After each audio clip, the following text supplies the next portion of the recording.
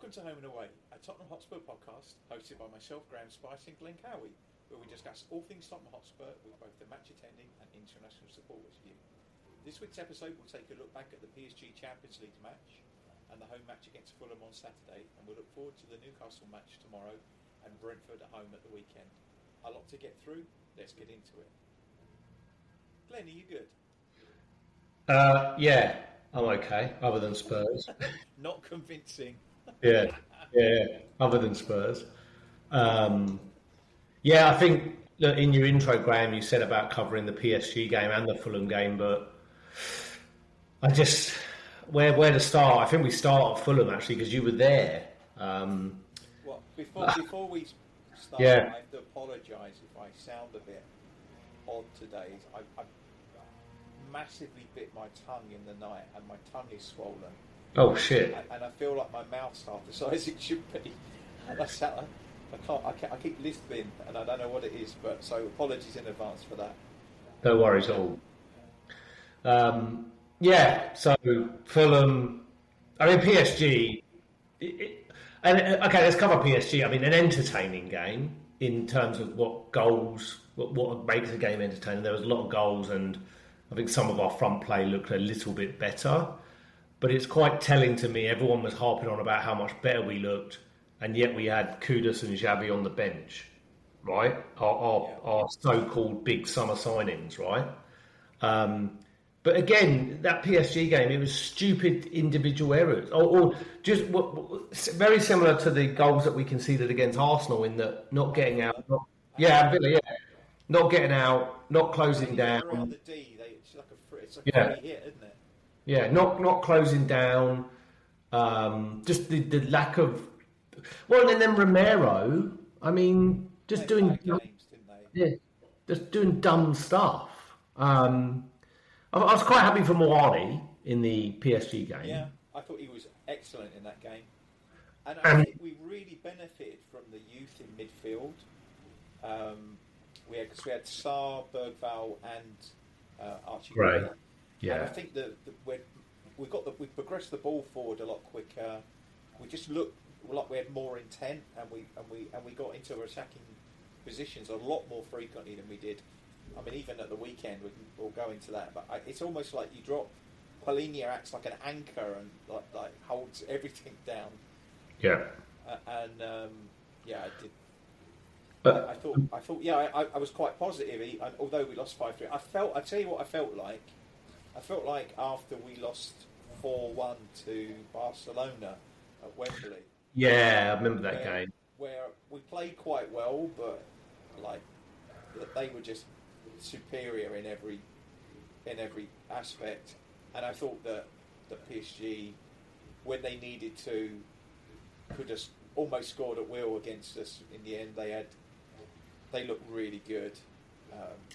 And it's weird that it scores a hat trick, and like 2 seasons ago he was playing at Wolves. Yeah.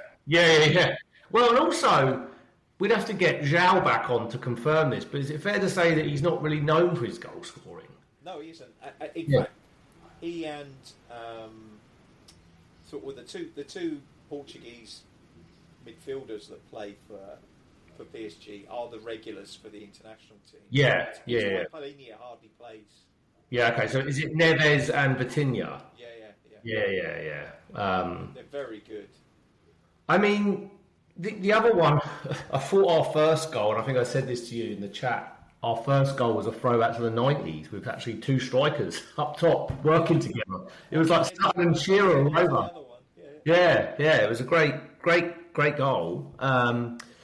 But yeah, like you said, I think PSG in the end just had too much for us. But notwithstanding from the fact that some of those goals were avoidable, and then the penalty, that was just stupid by Romero.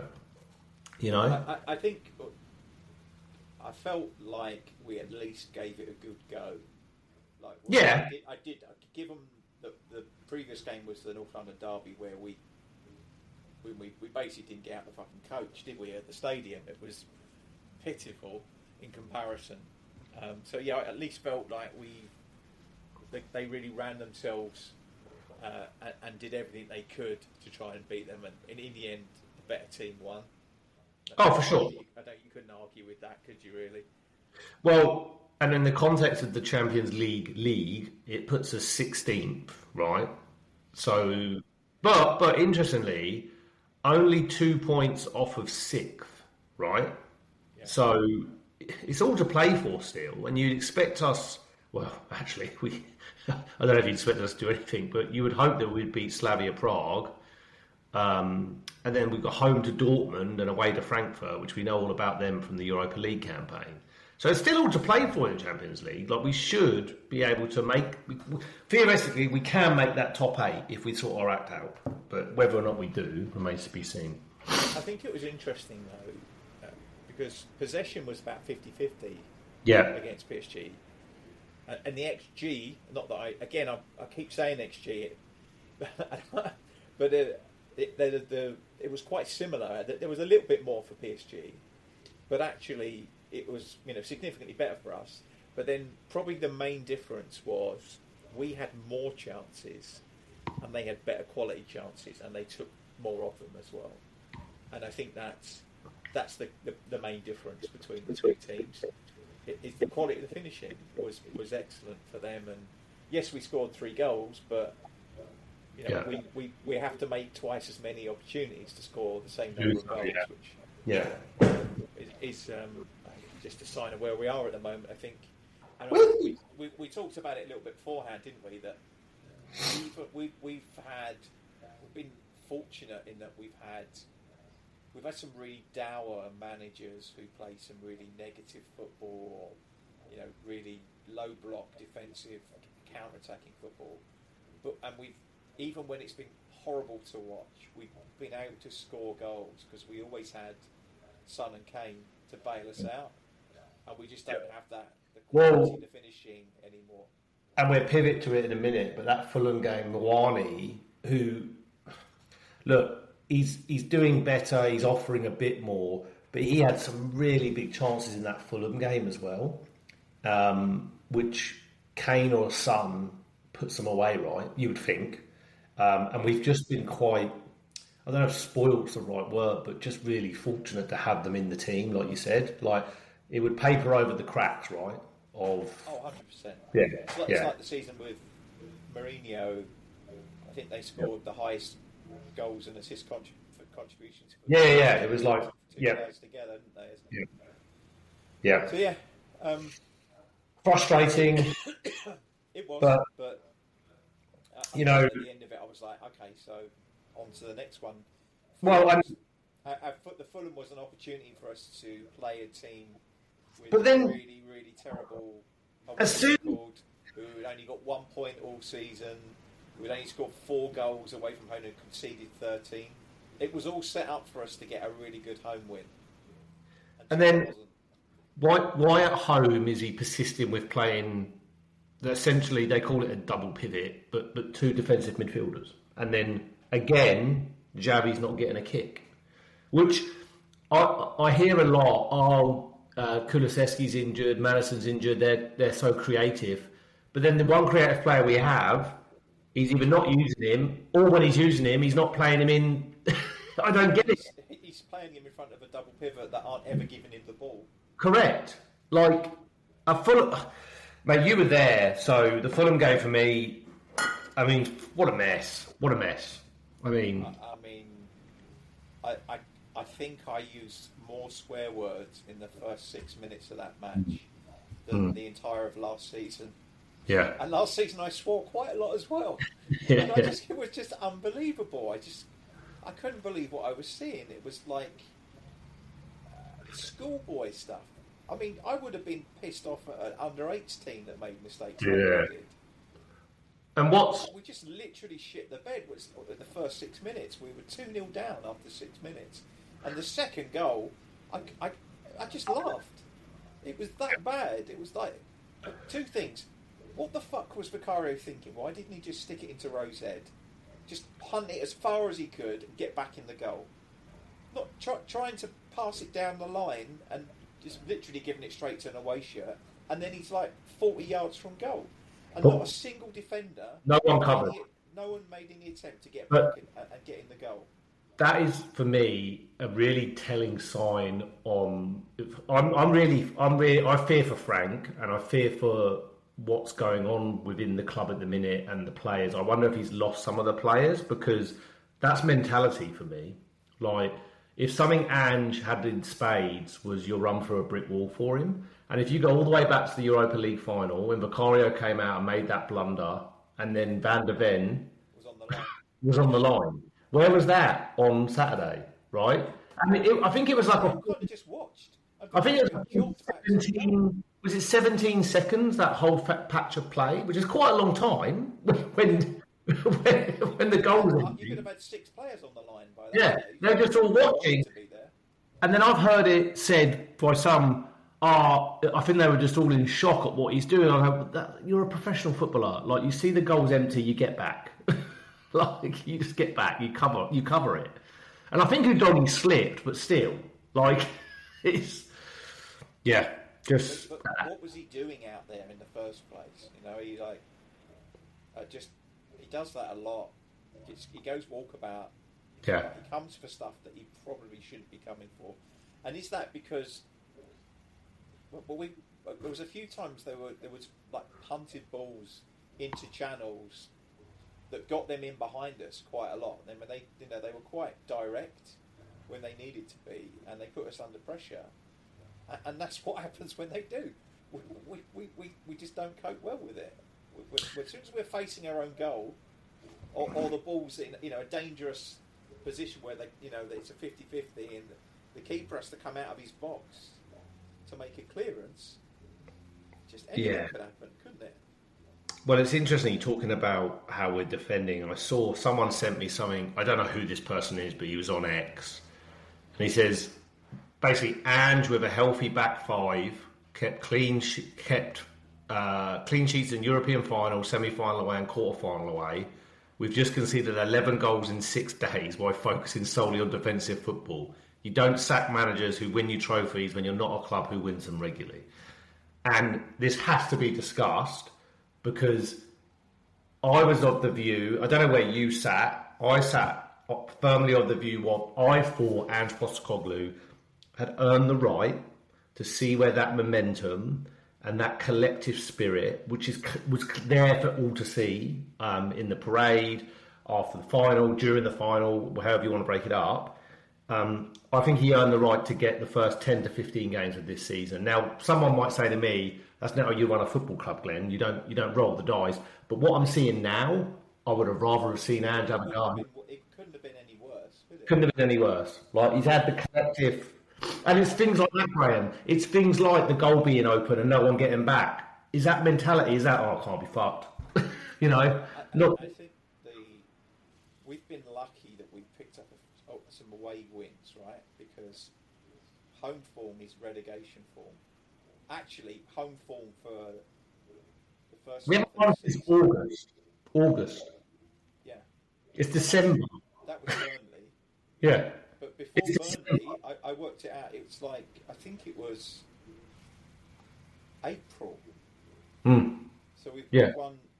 So Burnley's the only game we've won since April. Which isn't obviously. Won 3-1. Which isn't solely on obviously Frank, and I think there's even context to Ange in that April, and then before that we were obviously focused on the Europa League. But your point is a valid one. But listen. Excuses aside, home fans have had to sit through 9 months of utter shit, and I'm not joking. It's painful to watch. What is your season? There's no one near me. There's no one there. No one's there. Yeah. Not a single season ticket holder around me. No one. I couldn't give away your ticket for the match. Yeah.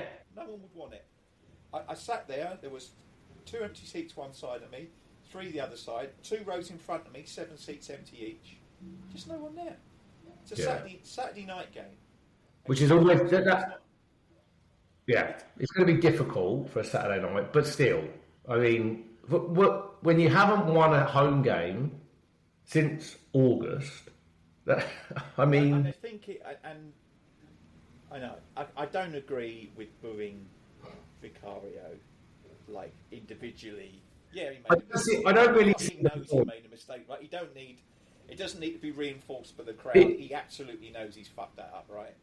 You boo a player, or for me, he was getting the same type of flack as what David Beckham got when he got sent off in the World Cup in '98. Right? That was silly. You kicked out. He's made a mistake. Right? He's come out. He's got the ball. He's fuffed around with it. Like but I've heard. Even David Beckham didn't get booed by Man United fans. Yeah, well, exactly. Yeah, they backed their own. Yeah. Exactly.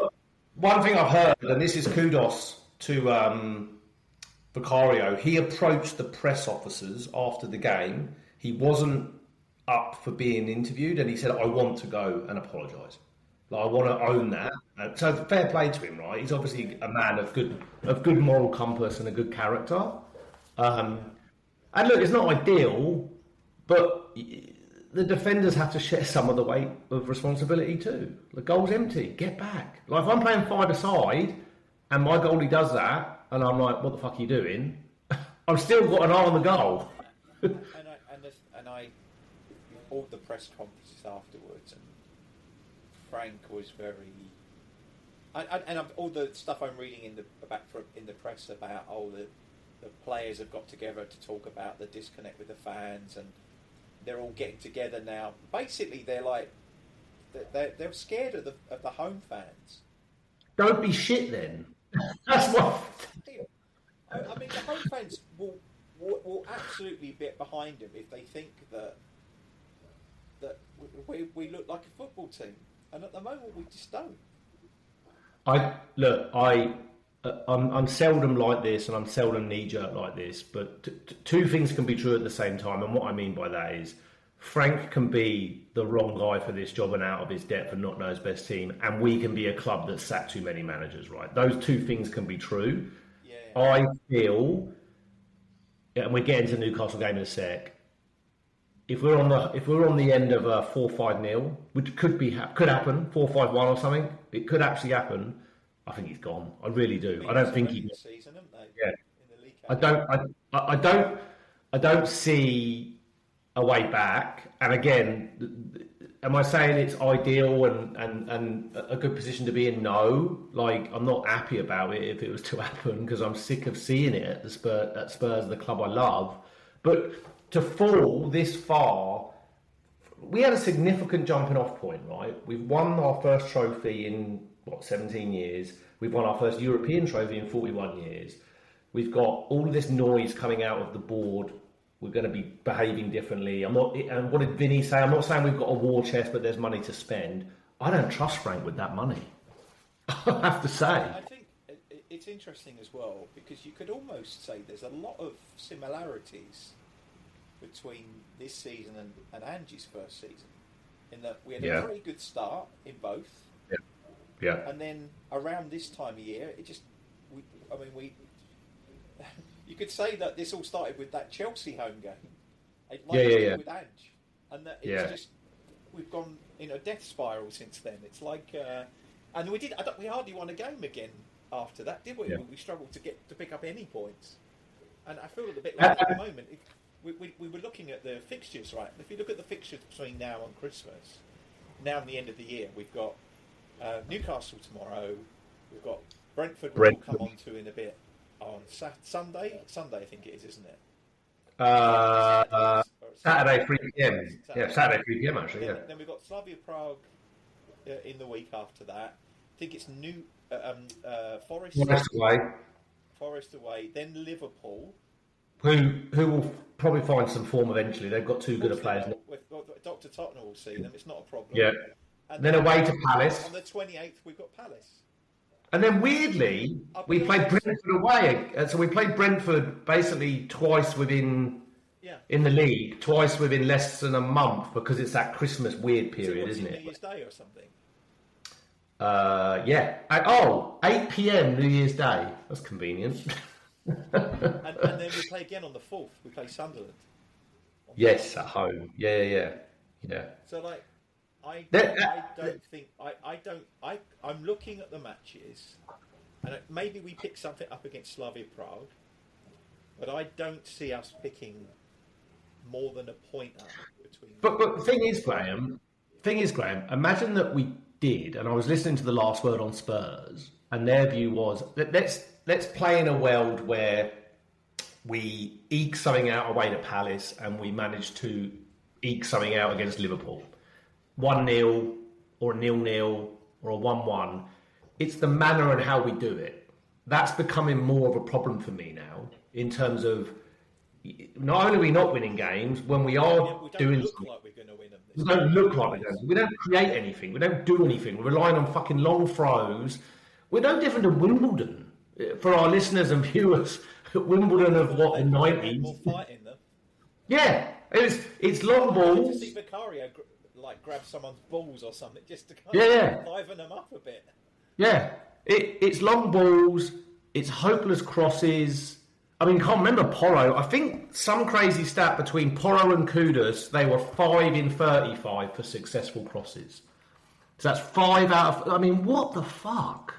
But half the time, there's no one in there for them to. Correct. The attackers aren't in the right positions when they are there to do the crossing, and also that's coming back to the Fulham game. That we were completely unbalanced, right? We played 2 up totally, and we played a right winger, and we had no one on the left winger whatsoever. And Udogie, who might come up and give you cover on the left, he can't cross the ball either. He comes inside. So Spence can't cross. He's like him. Yeah. I mean, just staying on point with the Fulham game, you had a bit of a anecdote, a story, some booing in front of you, or was there an argument? There was around the stadium there was a fair amount of general booing because, understandably, we've been fed an appetite of shit for a number of months, and people are fucking pissed off about it. They're paying top dollar, and it's not even about the winning. It's just it's awful to watch. And someone was very, very vociferously booing. He was loud. This one guy. I'm bearing in mind, right? I'm on the top tier of the stadium, and he's in front of the top tier, but no one on the pitch is hearing him. But he's really giving it large. He's he's really loud. And someone tried to get at him. Another supporter tried to get at him, to have a fight with him. Oh, for fuck's sake. Yeah. And it happened at the beginning of the second half. And then at the end of the match, the guy went over to him and he nearly kicked off again. They were having the stewards had to pull them apart in the end. They escort one of them out. But this is where we're at. There's obviously some. Not everyone has the same view or wants to share their thoughts in the same way on the match. And I think. And I think I said it. I don't agree with booing Vicario or any individual player on our team. I just don't think that's remotely helpful. But I think that at the end of the match, if people want to boo that, I don't have an issue with it because how else do we show our disappointment with the team? How else do we do it? Do you think Frank gets it? In terms of the one thing that Ange. And some could argue he done the thing when he cupped his ear. Ange had a very thin skin, right? Yeah, he did have a thin skin, but one thing I would say he did, right? But with Ange, he seemed to understand and want that connection with the fans, right? If I go back to the parade, and he came out and said a few words, and he said he thanked all the players, and he went and they did it for you, this is for you. But do you think Frank gets it? But I think it's very easy to do it when you've got the trophy in your hands, right? Sure.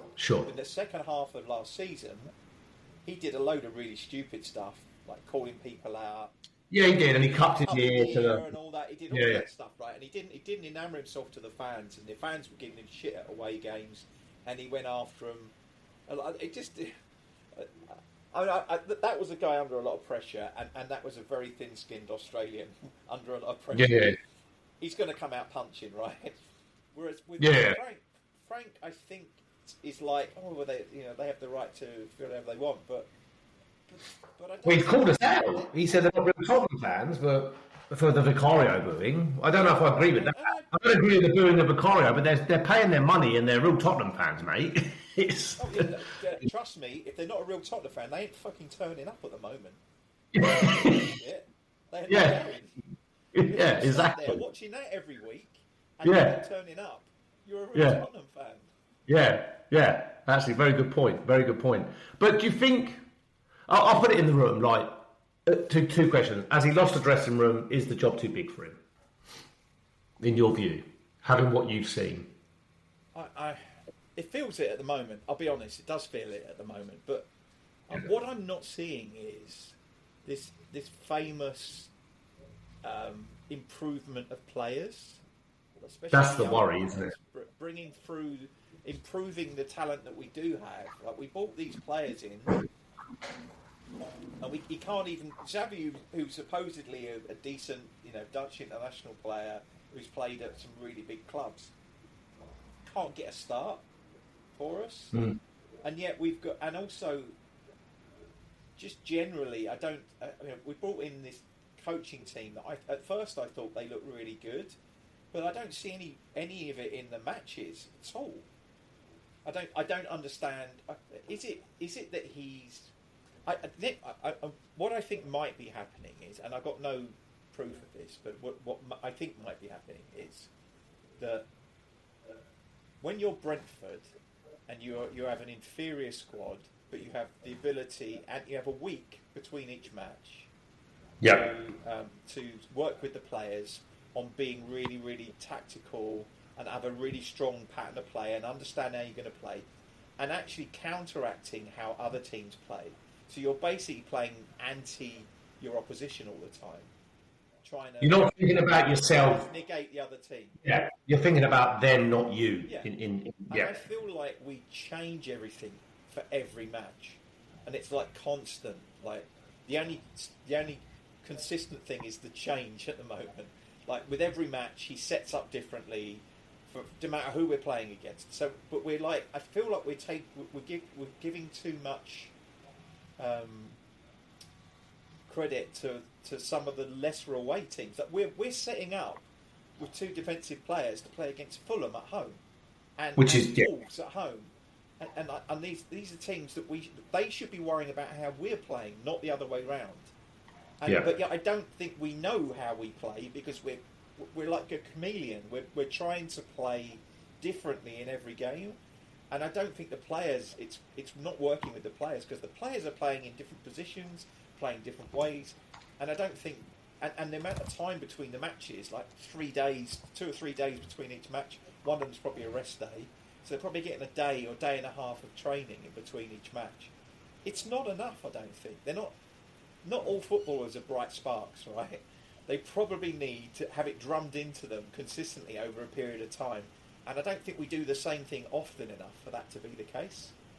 Yeah. So I don't think it really matters how good your coaches are if you're constantly changing what you're doing. I mean, it's like the opposite of Ange, right? It's like Ange would never change the way he played, apart from in Europe, which was weird. But he did play differently in the last 3 rounds of the Europa League.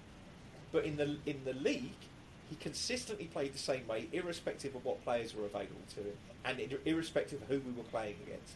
Whereas Frank's the opposite. He's constantly changing it to suit the other team, never thinking about our own identity, how we play and what we are. Do you think, like, for me, I had this thought as well, watching that Fulham game and seeing who wasn't in the team, and you think of someone like Xavi Simons. It's a World Cup year. You're 6 months from the World Cup starting, and then not only that, from the players' perspective, not getting enough minutes, are the owners and the people that hold the purse strings that have done the investment looking at this, going, "Hang about, we've spent how much? Why did we spend that money on that player if he's not going to play?" Yeah.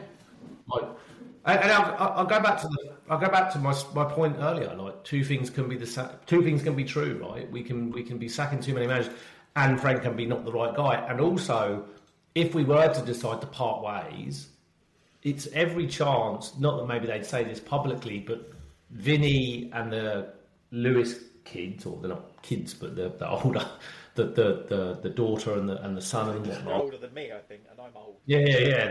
They're not children, but their get out, maybe they wouldn't say it publicly, is, well, was Frank actually their opponent? It'll be Yeah. Frank was Levy's decision.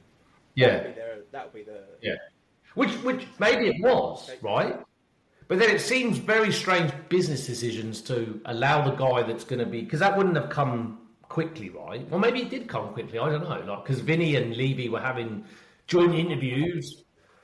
Either they'd already decided that Levy was going, but he was the right. They thought Frank was the right man. Vinny was involved in that, so maybe you don't know what kind of back channels are going on in those discussions, do you? Either between the current ownership and the current management team. I don't know. I feel like nobody. They must have thought he was the right guy, but I still think that Levy's a really easy scapegoat for them if they do want. Sure, of course. And I think it's like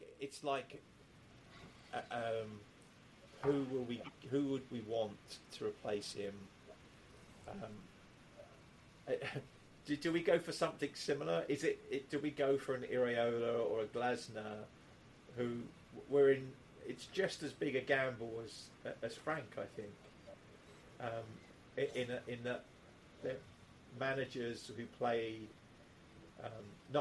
potentially nice football, but don't have that experience of European. I'm hearing a wild one. Robbie Keane, 2 league titles in 2 countries, 66%. Where was it? Was it like win rate? And...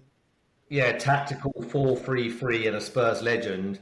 He's Hungary, I think he is at the minute, and his last one, it wasn't. They've not been of no. I actually view it the complete other way in what we should do if we were to, or what we should be securing if we were to make this decision would be. I've found it, by the way. It's in Tel Aviv, Maccabi Tel Aviv, and Ferenc Rakos have. In Hungary. Did he manage Maccabi Tel Aviv? He did indeed, yeah. Wow. He did indeed, yeah. Yeah, for a year. Yeah, and he had a decent record. Yeah, he won the league there. I wonder why he left. Yeah, exactly. But anyway, back to my point on if you were to make a decision to part ways with Frank, I actually think they could do something completely different. Jurgen Klopp. If you want to go and make a statement... I mean, that would be a statement. Go chuck money at him and say, come sort us out. I'm not saying that will happen, but I'm saying that's the type of manager that's currently available. I think he's head of something at Salzburg at the moment. He's not a manager. But there's not many, right? No, and the thing as well is it's not even just the management changes. It would be like ripping everything up again, right? We've spent the summer building a coaching team around Frank. A lot of people that came with him from Brentford, one or two others that we've been brought in. Even like we've been bringing in like medical staff from Brentford, and all kinds. But everyone's saying, not everyone's saying, but I'm hearing a lot. Oh no, it needs to be left alone for 2 years. Okay, so when do you make the change then? So in a year we're 17th still. I mean, where are we now? Well, we must be like bottom half, right? Or we're definitely bottom half, and I think if we were to lose to Newcastle and then results go against us over the weekend, we could easily be, I think, 15th. So we're not much different to last season. Yeah, because Fulham have 17 points, we have 18. They're 15th, so they're only a point behind us. So if we were to lose Newcastle, they would win. Then we lose Brentford. So it's not. Let's have a look at that then. So we're talking about. Let's have a look at the game tomorrow, Newcastle, right? So Romero's back. So I don't know. I guess that's a good thing. I don't know how we'll set up against them because he will change it again. He won't play the same way as he did at home against Fulham. I fully expect it to be a 2-man, fairly defensive double pivot again. Probably no Xavi Simons again. Probably, I'm imagining he'll go for a bit more physical because Newcastle are quite a physical team. Do you I just don't see us getting anything out of the game. I honestly don't think we get anything out of the game. They've beaten us once already this season in the cup, and we've struggled to play up there. It's a shitty kick-off time. It's 8:15 kick-off on a Tuesday night, which means none of the supporters are coming back on a train that night. So I don't know why this match is on a Tuesday night now. I'd rather get rid of some of the stupid friendly international matches and have one less international break and play our matches on a weekend like normal people. I don't understand this one. I'm not very positive about it at all.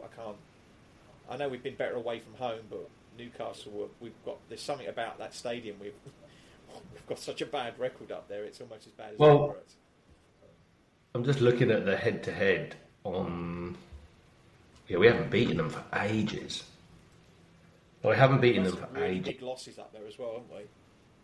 Yeah, we got pumped 4-0 under Ange, 4-0 and 4-1 under Ange, and 6-1 under. Was that Stellini? That was his last game, and it's Stellini's. Yeah. The last time we beat them, Hugo Lloris's last game as well, wasn't it? Yeah. Injured at half time, and then we never saw him again. In the league, we beat them 2021 away. Yeah, it's a game that we're not going to win. That would have been Mourinho. Yeah, it would have been. Yeah. We're not going to win. We're not going to beat them. They're physical. They're strong. They're up for it. They've turned a bit of a corner. They're looking a little more. They had a good away win against Everton, didn't they, as well? Yep. It's irrelevant to me what he picks because I don't think he knows what to pick. I don't think he knows his best team. I'm concerned. I'm concerned, A, that we get pumped, and B, I'm concerned for him. That could be, if we were to lose heavily, but put it this way, even if we were to lose 2-0 and the performance was once again abject, I can see that being the end. And if we were to lose heavily, I think that's the end anyway, right? I just worry. I do. And it's so bad at the moment, I'm not even sure I want to watch it. And I never feel like that. And I told you as well, the Fulham match broke my own. The one rule I have about football is you always stay to the end. And I did. I didn't leave really early, but I walked out 30 seconds before the end of the match. I didn't even wait for the whistle. It was that bad. Yeah. And I never do. I've never done that. Not in all the matches I've ever been to. That's the first time I've ever walked out early. And as far as going back to what he might pick, I mean, I would simply play. This would be my team moving forward. It'd be probably Porro or Spence right back, right? Romero, Van der Ven, Udogie. I would have Polinia holding in a diamond. I'd have him holding. I'd have Xavi at the top of the diamond. I'd have Kudus on the right, Odegaard on the left, and Richie and Moani up front. It's essentially a 4-4-2, but with a diamond, right? But that won't ever get played because it's too. Oh no, we've got to do this. We won't play that up against Newcastle, I don't think. No. But in home games, why aren't you playing something like that? Being a little more on the front foot, But the problem we don't need. Even with two strikers on the pitch, we don't look like we've got any threat. Our chances created and our goal scoring is very limited, even with enough players on the pitch. It doesn't seem to matter the number of attacking players we have on the pitch, which says to me either the players are ineffective as attacking players, i.e. they can't score goals, or the system that we're trying to play does not create the chances. Doesn't create enough chances. Yep. I mean, so if I put a prediction on it for me, I don't know, 3-1 loss maybe, 3-1, 4-1. Yeah, I was thinking 3-1. We'll probably score. I can see us having a spell in the game of 10-15 minutes, and we might have a bit of a go here. And then we'll probably be 2-0 down before. Before we get going. Yeah. I'm not very positive about the match. I would say 3-1 sounds like a reasonable prediction to me.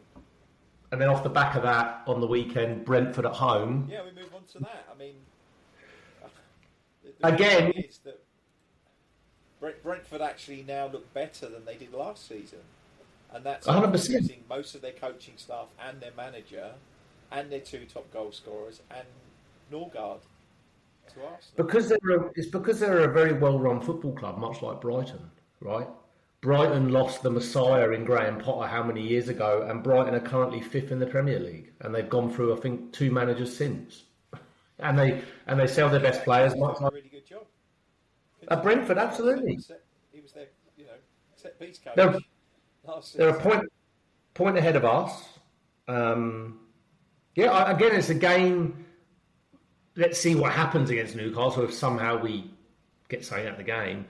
But it's a game that Brentford will probably have something to prove a little bit, I wonder. Keith Andrews coming up there against Frank. Yeah. And wouldn't that be a... And if I were them, do you know what? Brentford always really come out the blocks quickly, right? Whenever they play against us. And they could, if they do what happened to us, what Fulham did to us last weekend, we don't recover from it. We just don't. And I think that's what worries me, is that they know that if they can get an early goal, that the crowd will turn, and the players will be under a lot of pressure, and it will be a toxic environment, and it will be the best possible scenario for them. And assuming that we don't get absolutely pumped against Newcastle, and we somehow maybe, if we lose but we give it a good go, maybe we turn it around. I don't know. Maybe this is all going to be okay, and we're beat Newcastle, and then we're going. And I don't see it, but the fact of the matter is, if Frank is somehow still in the job after losing to Newcastle, wouldn't it be quite a sad outcome that he loses at home to Brentford, and that's what does his job? I can see it happening. I mean, but my view is, I don't know that I don't know if trust is the right word, but I haven't seen enough to give Frank, say, 150 million to spend in January. When you've spent money on Xavi and Kudus, and there's times when they're both on the bench, I don't think he knows the best team, if that's the case, right? But then it goes back to, well, who comes in? I don't know. We need a goal scorer who can actually consistently put the ball in the net. I'm hoping that. But let's not forget. Well, Morani's only on loan, mate. This is the thing. Yeah. So that's not a solution, is it? Really? No, there's no option in that deal either. Hey. It's funny. I think we do need balance with it. I think we still need a left-sided attacker. Oh, I don't disagree, but it's like, which manager do you entrust with that? Right? Have we seen enough to suggest that should be Frank? The rumours were starting up about Savinho again, who signed a new deal already. But then that's more money to get him out of there. Yeah. Well, they're talking about 50 million, which is less than we were willing to pay in the summer. There's 2 schools of thought with this. The club are, come what may, backing him, and we're just going to see when we get to the summer. And that means that he gets the money to spend in January, because there is going to be money spent in January. There just is. They've said there will be, and we need reinforcements, right? Or they cut their losses after a couple more defeats, and they say, right, we're getting, I don't know who. Well, I don't know. I think we kind of need to make a decision by the end of December, right? Have to, yeah. Because if you're going to get someone else in, you probably want to have that money spent on players that they want, rather than, I don't know. But it just feels like, and also that it's not even just that, is it? So if we are planning to replace him, you want to do it fairly soon, because you want a new manager to have time to talk to the scouting team to make sure that we're approaching the right players now, so that when the window opens, we're ready to go. Not wait until January the 1st and then start talking about who we want to sign. Because by then, anyone who really wants someone has already done the deal, and it's just a rubber stamping exercise when the window opens. We've been really poor at that, and it's something that's frustrated me with most of the transfer. And I feel the business was done so late. I feel like a poor podcast host at the moment, in the context of, I don't know what he's going to do. I don't know who he's going to pick. I don't know. It's almost impossible to predict lineups and formations. I don't know, your guess is as good as mine at the moment. Yeah. It's like, I don't fucking know. Like he seems to just change it for changing its sake, which is bonkers. So, but let's try and predict the team tomorrow night. Look, just purely as an exercise, right? I think he'll play the usual back four. Porro, yeah. Van der Ven, Romero's back.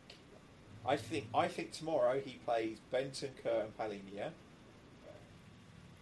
Then I think he plays Kudus on the right, maybe Bergvall in the middle, and Odegaard on the left. And then Mawani or Richarlison up top. Probably Richie, I'm thinking, against Newcastle. So again, that suggests to me... And it won't work. Yeah. And then he'll make some subs, and then we'll look a bit better for a while, but we've already been 2-0 down. We might pull one back, and then they'll score a third. The only change I'd say on that, in my view, is I think Xavi Simons probably starts. Not against Newcastle. You don't think? He'll get bullied. But that's a worry, isn't it? That's my worry, is that he looks really lightweight at the moment. Well, Stephen called that out, didn't he, ages ago when we had him on? Technically, I said it jokingly before, like it's like the new Brian Gill, but he is a bit like that, right? He's, Brian Gill had all the talent in the world, but he looked like men against boys when he played in the Premier League. And I think maybe Xavi needs to just bulk up a bit, get a bit more physical. I don't know, just holding players off better. Just be a bit more press resistant. And what the fuck's happened to Sarr? Like Sarr, off the back of that Europa League final, he started the season with the best player by a country mile in pre-season, and he's been used very sparingly, isn't he, through the season? Yeah, and that's a worry. But again, every time Archie Gray's played in a sort of an 8 role, he's looked really good. But again, he's hardly played any matches this season as well. So coming back to the Brentford game, again, it's hard to do two things. It's hard to pick a lineup or understand what he's even going to do, but then it's difficult to do a prediction. Depends on how we get Newcastle, but I can see a defeat. Like, I think we might draw, and I don't think that'll be enough for him. Then you're going into mid-December having not won a home game since August. So the home games we've got between now and Christmas is... the home games we've got... Brentford and Liverpool, right? Well, let's have a look. Yes, we've got Brentford... The Prague game. Yeah, home games before Christmas, Brentford and Liverpool. Liverpool... And then Forest and Palace away. Yeah, and I don't subscribe to this. I think Arne Slot will still be in a job at the end of the season. I think Liverpool will sort it out. I think this is their transitional season in terms of the players that they brought in. I think they'll be fine. I think it's probably Salah's. Yeah, I think it's probably Salah's kind of swan song, like end. I think he's being phased out of the squad, the team. But I think they'll be fine, and I think they'll probably rock up to Tottenham Hotspur Stadium and relish playing us and probably spank us. It's not very good at the moment. There's not a lot of positives, mate. I wish I had more positive things to talk about, but I don't feel that I see nothing that says to me that this is going to improve over the next few weeks. I could be wrong, but my eyes don't lie, right? Yeah. What we're watching is awful to watch, and I don't see him changing it much. Or I see him changing it a lot, but not in a way that's gonna guarantee us results. And unless suddenly one of our strikers goes on a rich vein of form, scoring a lot of goals, and all of a sudden we're, instead of scoring 1 at home, we're scoring 3 at home consistently, and we start outscoring teams. Yeah, which is something we've had even under Ange. Like, on occasion, we would score more goals than the other team, right? I don't. The thing is, right, I can't even sit here and say I really feel sorry for Frank, because I don't really know what his identity as a manager is. Like, I can tell you what Mourinho's was for good or bad. I can tell you what Conte's was for good or bad, I can definitely tell you what Ange Postecoglou's was. Ironically, we won it with very anti-Ange in the Europa League final. But Frank, even Nuno, yeah, I mean, you know how he plays. What does Frank? What is Frank? What is Thomas Frank's identity as a manager? Tell us, listeners and viewers. Please contact us and give me a sentence on what Thomas Frank's. Because he said, I mean, in all the interviews, he said, "I want to play attacking football." Then do that. Maybe tell the players. Yeah. Just you say it in a press conference doesn't mean make it so, right? He needs. Well, that gets on my nerves with him too. In every presser, either before or. He's got a lot to say, isn't he? He talks a lot, and it's like after games, particularly it annoys me because he says everything we should have done. But why didn't we do it? Yeah. He's very good at that kind of post-mortem. Maybe he needs to do pre-mortems. Yeah. Let's think about all the shit that could go wrong during the game and fix it before the game and not talk about it after the game. Well, and it's a strange analogy, but it's like when I take the kids to Scouts and I volunteer with Scouts, like they have a plan, do, review, right? And then it's like the plan doesn't seem to happen at Tottenham. The review seems to happen, like retrospectively, but the plan isn't there. Like, what's your plan? Like, because I guarantee you, the plan against Fulham, whatever it was, you're 2-0 down after 6 minutes. So fucking change it. Yeah. I mean that was it. But if you give any team a 2-goal head start, then you're afraid you're playing away, haven't you? You're going to have to play something completely differently. It has to, yeah. You have to change it. He didn't really. No, not really. Not till half time. Yeah. Exactly. We do a thing at work called a pre-mortem, which is we get everyone together who's involved, and we work out all the things that could possibly go wrong. The risk, and we fix them. We de-risk them all before the match. Well, not much, but the principle would be, let's not. We can't just coach and train for the happy path, right? The things that, or if we do everything perfectly, this is how it will be. We also need to know if things don't go to plan, what do we do then? Because it doesn't feel like we have a response or that we react quite quickly to those kind of things. Yeah. No, it's. I feel that it's been quite a negative episode, unfortunately, because I mean I think we're probably reflecting the feelings of a lot of supporters at the moment. Well, nobody can be happy with our current lot. I think others have been more upset and angry than I think we've been. I think we've been fairly balanced, considering. Could have been a lot more. Could have been a lot worse, but so sad. All started with the positives and really look forward to this season. I thought this was a real opportunity to build again. But and I think it's frustrating. This season's a bit of a write-off already. I don't see us competing for anything. Maybe I don't know. Maybe the light bulb comes on and it all suddenly starts working. But that's a degree of optimism which I think is probably misplaced at the moment. We should see, I guess. Yeah, it's certainly not ideal. Well, and in many ways,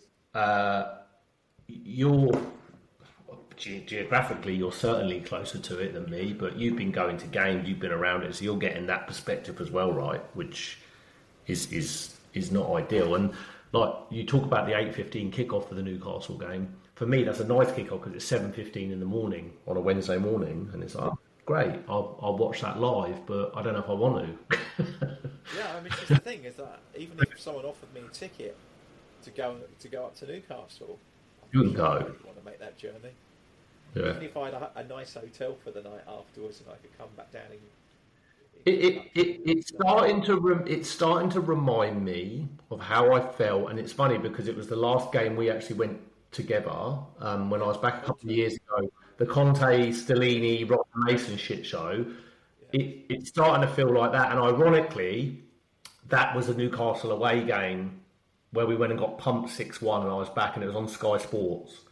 And I was with my cousins for a barbecue, and all of my cousins, my mum's side of the family on those cousins are all Arsenal fans, so that was fun. So, yeah. But yeah, that's what it's reminding me of. Like, even on Sunday morning for me, the game was 7 a.m. because it was 8 p.m. in England. I didn't watch it live. It was a Sunday morning, so I got up about 10 to 8, made a coffee, had some breakfast, and then put it on. And then I thought, what have I done? I'm ruining my Sunday. Why did I bother? Yeah. You can imagine, having travelled for 2.5 hours in the car, parked the car, walked. It was freezing Saturday night. Yeah, I saw the temperature because I've been speaking to Mum. Mum gets here. I made the mistake of underdressing for the occasion. I had a lighter jacket on than I probably should have had. Yeah, I think it was like a high 4, wasn't it? Yeah, as I say, like high 3 or 4 degrees. And now I know that the one I'll leave you with this positive. The one positive I have in my life at the minute is my mum arrives on Friday, and she's here for 6 weeks. So I knew the weather in England had been appalling because she's looking forward. Because I said to my mum, I was like, "Oh, it's not been great here. We only had a high of like 19 the other day," and she's like, "It's been a high of 4 here." Yeah. So I'll leave you with that positive. Mum arrives, and she loves her football as well. So no doubt we'll watch some games together when she's here. Hopefully we can turn it around and win some of them, whether it's with Frank or not. But I don't have a great deal else to add. I've got some work commitments to get to, so I will leave you with "Come on, you Spurs," and let's hope we can turn a corner. Yeah, thanks to everyone who's listened in. Please like and subscribe to the podcast to tickle the algorithm so we can get in front of some more Spurs supporters. And as Glenn said, to close us out, come on, you Spurs.